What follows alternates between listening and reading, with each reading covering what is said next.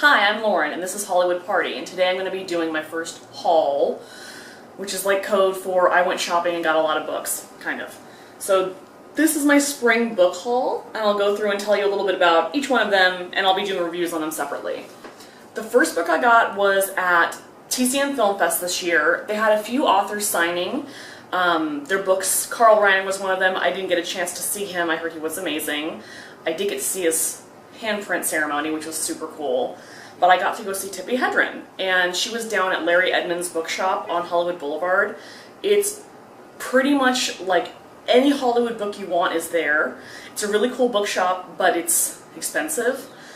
So I tend to do all my shopping on Amazon or eBay, but since Tippi was there, I went down and got in line and got to meet her. She was really nice. We talked seriously for 10 minutes about cats because, like me, she enjoys cats. I got the book signed, and I haven't read it yet, but it should be a pretty good read because she's a nice lady. She likes cats. She was an actress. She was really nice. What I did notice while I was there was how, nervous people got to meet her. And when I got up and got down to sit with her and chat while she was signing my book, I'm looking at her, and she has really nice nails that are painted metallic colors.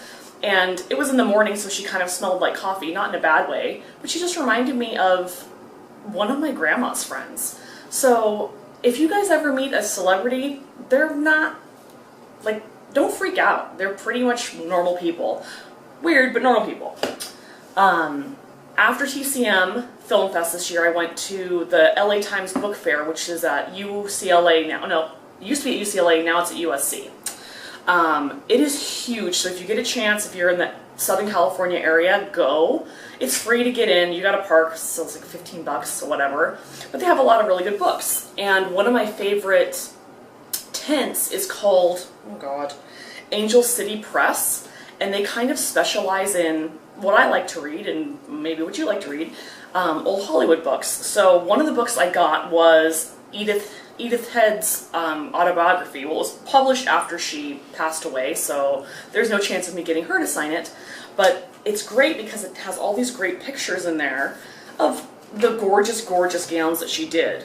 So I really look forward to reading this. I like Edith Head. I think anybody who has an interest in old Hollywood and fashion, or either of those two things, really should read about or get to know Edith Head because she's really super cool. And if you saw The Incredibles, that little designer lady is based on Edith Head, so fun fact. Also at Angel City Press, I was super stoked when I found this book, Beverly Hills Confidential. The authors were there. One of them is an investigative writer, and one of them is a Beverly Hills, I got his card, Beverly Hills forensic specialist. Cool. I got to talk to them. They were really nice, and he had worked on the Menendez murders, which seemed really super gross, but we got to talking about some of the, scandals that are in this book. And it's really well done. They break it up by decade, so they're kind of small. They'll talk about each one, that's maybe about 1 to 2 pages per scandal, have a couple photos. Some of them, if they're they don't really have an ending, you don't know who did it. The guy who's the forensic specialist, he has a little part where he says who he thinks did it. So I talked to them about the Cheryl Crane scandal. Cheryl Crane was Lana Turner's daughter, and Lana Turner was dating this mobster called Johnny Stompanato in the 50s, and he ended up dead. Cheryl Crane went to trial, and most people thought that Cheryl Crane did it, but the investigative writer of this book thought that Lana Turner did it. So read the book and figure out who do you think did it. There's also, it goes all the way up until Winona Ryder's, when she was doing all that shoplifting shit in the 2000s. They have the Ronnie Chasen murder, which is pretty new, and I know there was an article on the Hollywood Reporter this week about it. So this is really good. I know you can find it on Amazon. One of the ones I really liked was the Paul Burns murder-suicide. Who knows what the hell happened because the fixers at MGM came in first before the police.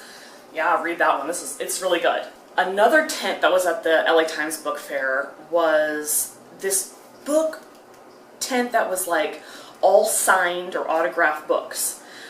which, awesome, that's so cool. Sometimes they're pretty pricey, like depending on the book and depending on the author, it's going to be like hundreds or thousands of dollars. Not the ones I got. Not that they're not good authors, but that's just not the case. So the first one I got was The Dream Factory by Janet Leigh.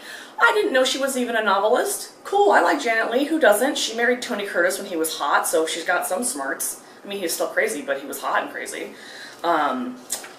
So it was signed in 2002. They gave me a certificate of authenticity, so when I bequeath these to whatever, my heirs, they can sell it or not. I really look forward to reading this. I kind of read through a little bit. It's kind of just like a typical old Hollywood novel. It's talking about like a studio that wasn't there, but kind of her experiences a little. So I'll check that out. And the other one I got was Lauren Bacall. She did 2 autobiographies. The first one was By Myself, and then the second one was And Then Some. I read By Myself when I was like a sophomore in high school, and it was really, really good. It's probably one of the first really good autobiographies I ever read, because Lauren Bacall is really frank. Like, that's kind of her personality, and I'm glad that she just said it like it was, and her autobiography was excellent. So I'll probably reread this because I really like her, and I liked the book. At least I did 10, I don't know, a long time ago. So it was really good. And the last book that I got, I have been wanting to read this book for a long time. Yeah, forever. My mom had this book when I was a kid. I was really into Lucille Ball because, you're a kid, you can watch I Love Lucy. It's not dirty or gross. So I saw this book in my mom's closet. I really wanted to read it, and she was like, no, you can't. You can't, you're not allowed to read it. I don't know what happened to that book. My mom says she got rid of it. Thanks, Mom. So she got rid of it, and looking on eBay, it's an expensive book to find. This book, a book by Desi Arnaz, it's been out of print for a while. It's his autobiography. So, I wasn't allowed to read it, so I'm obviously really into, why not? I got this book from my friend Roger. It was pricey, so thank you very much for that. And I've already started reading it, I couldn't not. And I'm 115 pages in. He's been to a whorehouse twice. So probably a good thing I didn't read it when I was younger. The way he tells the story is so interesting. His whole life is just almost like a tornado, just shit just keeps happening. The Cuban Revolution, he gets to Miami, did you know he invented the conga line? I didn't know that. Damn, he invented the conga line and the rerun. This guy's freaking smart. So, really interesting, and he gives you a little bit of context to why he cheated on Lucy so much. It's very common in Cuba, apparently, to have a second family, that your wife kind of is just whatever, as long as I don't have to see him or meet him, I don't give a crap. So, that was just what he grew up knowing, so it sucked for Lucy, but it's interesting. I'm really stoked to read it and finish it, but I'm really sad that he's dead because I wish he had written another book. I know he didn't. So I will definitely be doing a full review on that probably really soon. So that's my book haul. If you have any other books that you want me to read or review for you that you don't want to sit down and do, email me, comments below, that's cool, and I'll see you next time. Bye!